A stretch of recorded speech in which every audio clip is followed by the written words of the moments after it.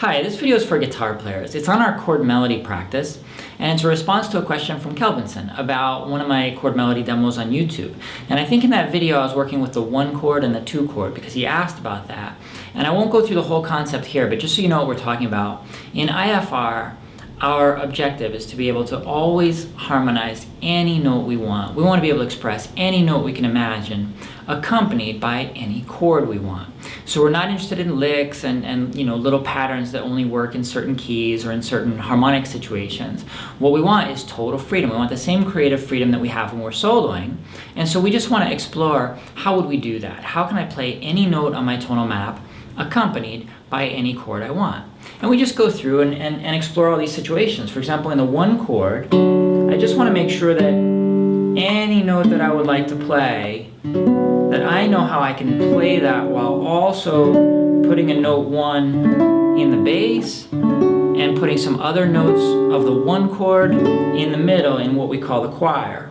And then if I can do that, can I also do that in the 2 chord? So I'm playing the exact same notes in the melody. I'm walking through the entire tonal map, but now I've got note 2 in the bass and I put some other notes of the 2 chord in the middle there in the choir. And then if I can do that, if I can play any note I want in the 1 chord, and if I can play any note I want in the 2 chord, what that means is then any of these notes I can accompany by either the 1 chord or the 2 chord. For example, I could be playing my note 3 here in the 1 chord, and I can stay there on 3 and wrap that note in the 2 chord, 3 in the 1 chord, 3 in the 2 chord.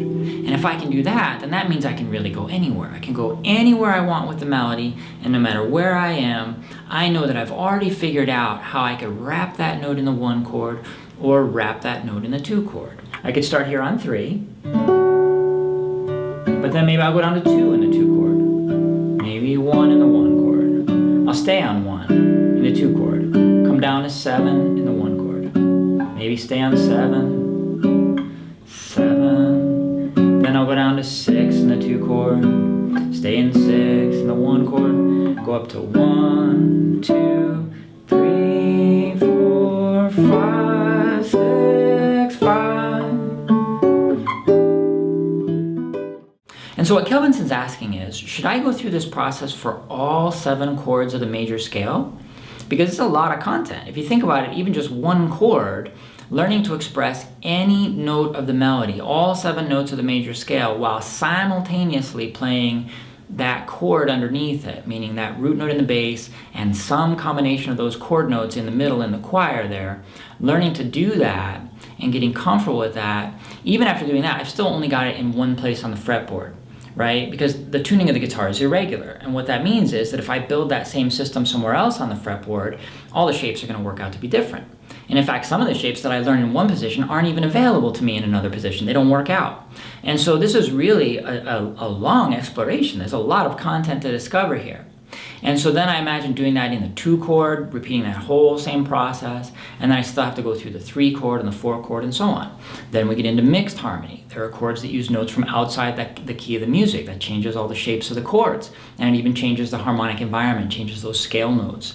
And so when you think about it that way, it's just an enormous amount of content. It's the entire world of harmony. That's why what I'm trying to get across to you is that it's actually an infinite task. It's not just a big task, it's an infinite task, because no matter how far you go, there's always something else you could imagine, something conceptual, something you could make up in the world of harmony that then you could go figure out how to express in chord melody.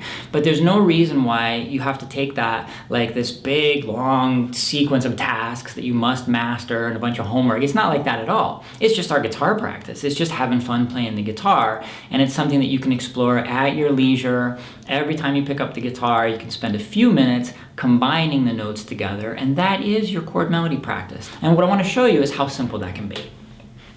So let's say today, my 10 minutes, I'm going to study the 7 chord, right? We'll pick an unusual one. And I can put my note 7 anywhere I want. I guess to change things up, I'll put it here on the low E string. That's going to be my 7. And so that's going to be my bass note for this whole exercise. And now there's really no set list of things I have to accomplish here. My goal is just to spend these 10 minutes enjoying my guitar, focusing on the 7 chord, and discovering how I can combine the notes together. I'm bound to learn something valuable if I do that. So if I got my 7 in the bass, that puts note 1 here, and and that puts note 2 on the next string. Well, already, now I can play 2 accompanied by 7. So 2 is my melody, but I've got that 7 in the bass as well. That puts note 3 here, and that puts note 4, that beautiful note 4, just a half step above note 3, and you hear that gorgeous, mysterious, eerie kind of tension there, right, between 7 in the bass and note 4. Now we're starting to really hear the character of the 7 chord. Well, beyond that 4, I can play note 5 on the next string. I can play note 6 on the next string. And if I go 2 frets higher, I've got the octave, note 7 again. And now I get this cool sound. If I keep going up with my melody, I've got 1 in the melody, but now that's another really, really gorgeous tension, right? The 1 in the melody with the 7 in the bass, they're only separated by a half step. In this case, a half step plus an octave, and I get that sound. 1, 7, 6. Maybe now I'll put the 5 here. And so that's already something interesting I've learned today, right? That I got my 5 with 7 in the bass, and it looks like this, separated by 3 frets going up the next string. And maybe for reference, I'll go up to note 6 again. I'm playing 6 in the melody with 7 in the bass, and now I'll come down this way for the 5. So that's another place that I can find the 5. When I've got my 7 here, I've got both of these options for note 5. My 4 is down here. Beautiful sound. My 3 is much more consonant sound because 3 and 7 are just separated by a perfect fourth. And I've got my 2. And if I want to be really violent, I could even stretch down here for the note 1. And I can hear 7 and 1 simultaneously. 7 and 2, 7 and 3, 7 and 4, 7 and 5, 7 and 6, 7 and 7. And so I've got the whole octave. I can go on, of course. We already looked at the 1.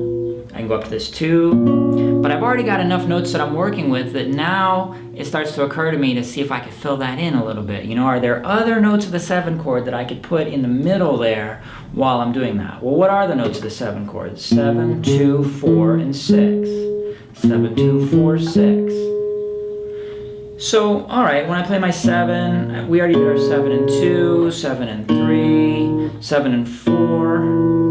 But that 4, I wonder, could I put that on the next string? Do my 7 and 2 this way, 2, 3, that puts 4 up there. Apologize for the fret buzz on this guitar. So 7, 2, and 4. So that's something we learned. We learned that 7, 2, and 4 is really painful, right? I have to stretch across 5 frets with just my 4 fingers because the 7 chord has this thing that we call a flatted fifth. It's down there. 7, 2, and 4 works out like that. 7, 2, and 5, much more comfortable. 7, 2, and 6. I could even do this 7, 2, and 7. But now I've got another option, because now that I'm moving up this way, instead of adding the 2, note 2 to my 7 chord in the middle, I might add note 4 to my 7 chord. And so this is what 7 sounds like in the melody with note 4 in the middle. That's what 6 sounds like in the melody with 4 in the middle. 6, 7, 1. And if I go up to note 2, well, now I might even put a note on this string as well. And so going back to our chord definition, 7, 2, 4, 6, I could play the 7, the 4, and the 6, all accompanying my note 2 up there. I can do 3, I can do 4. So those are 3 notes that I can play with this same sort of structure underneath them. They're almost like, you know, it's kind of a nice mental break, right? For a second, I can relax and not have to think about so much stuff. I can use this form for all of those notes. Now, I went through it quickly. If you're new to this stuff, you'll obviously want to take it slowly and first really get comfortable with what is the 7 chord. What are those notes? 7, 2, 4, and 6. And you'll learn to you'll get comfortable with that before, even apart from your chord melody practice, just by soloing over our jam tracks, especially the 7 Worlds jam tracks, IFR jam tracks level 1. When you're improvising in the 7 chord, just simply alternating between playing the whole scale and then just improvising with just the chord notes. It's an exercise we call 7 Worlds Expanded. It's a fantastic exercise. It shows you the complete harmonic environment, but it also sensitizes you to the chord notes, and you get familiar with those shapes. You start learning what they look like on the fretboard, and it becomes easier and easier for you to just visualize that constellation of notes that is the 7 chord.